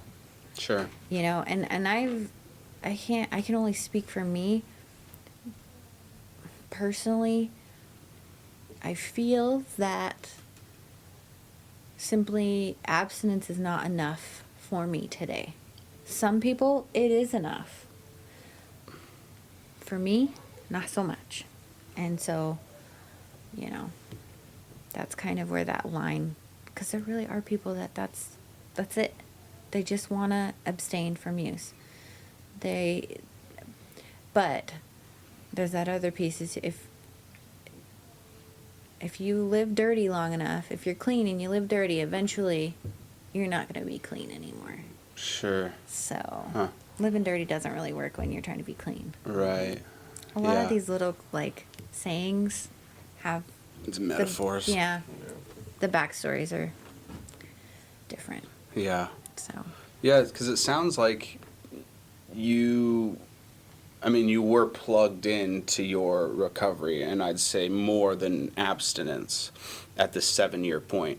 Yeah. However, I am kind of struck by this, you end up, at somewhat rock bottom in recovery. Yeah. And you're like, dang, this isn't working either. Like, I'm still at rock bottom. It's just a little different. And it's better, right? I mean, it's a better one, but it's still freaking No, rough. I felt the same way when I hit that bottom at 7 years clean as I did the day I stopped using. Yeah. I had that same feeling in the pit of my stomach. Yeah. And I attribute a lot of it to life, and I attribute a lot of it to the fact that there were areas that I hadn't looked at. And it was because I was afraid to look at them. Yeah, I guess to continue with some kind of metaphor that may not really hold up necessarily, but you hit rock bottom before as a drunken horse thief. But if this horse thief kind of thing is the one that's leading you to rock bottom, you're still there, you're just sober. Yeah. And so it's just interesting that, like, eventually, recovery does somewhat consume one's life for a while, but eventually it begins to look a little bit differently. You gotta learn to live in other ways as well. Well, and that's that big part of how this disease is insidious. It manifests itself they say just as you're learning about recovery, your disease is learning about how to discount it. Or take advantage of what you're learning. And that's a scary reality. I mean, my mom going out after 20 years, like, I'm like, what in the... I see it now. Yeah. I totally see it. We do this thing called Clean Time Countdown, where during events and stuff, we count down from the person in the room that has the most clean time to the person that has the least amount of clean time. And the person that has the least amount of clean time, like, we huddle up around them and, like, really encourage them or whatever. It's evident and it's said that between 5 and 10 years, people go back out. And I can attest to that. Because at 7 years, so between years 1 and years 4, there's like a ton of people. But you get to that 5-year mark, there might be one person. Really? Yeah. 6-year Yeah. mark, there might not be anybody. 7-year mark, one person. 8-year mark, maybe one. Up to 10, there might only be 4 people. Mhm. And so on and so forth. Like, Yeah. and that's not necessarily that people have relapsed. I mean, quite a bit of it is people have relapsed, but the other part of that is some people stop that portion of Mhm. the recovery process, Mhm. which is unfortunate because we need that experience to help newer people too, and that's a huge part of why I stay plugged in. Yeah. You know, it's not all about me today. Right. But I do have those other areas of my life that balance that part out.